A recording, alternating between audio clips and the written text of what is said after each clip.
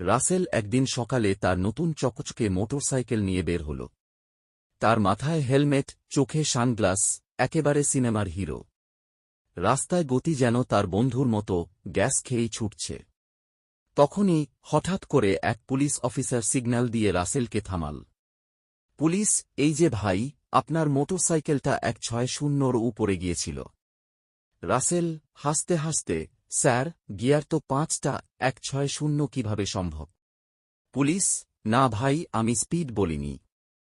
আমি বলছি, এই মোটরসাইকেলটাতে যে 160টা মামলা আছে, সেইটা।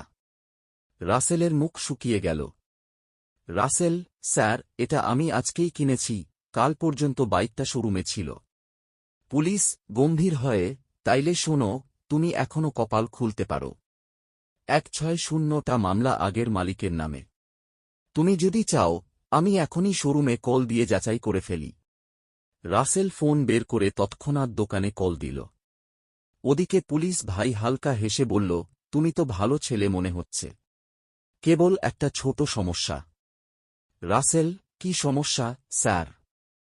পুলিশ, তোমার হেলমেট আছে, কিন্তু লাইসেন্স? রাসেল চুপচাপ পকেটে হাত দিয়ে খোঁজে। নেই। পুলিশ, আহা, এই একটা জিনিস না থাকলে 161 হয়ে যাবে।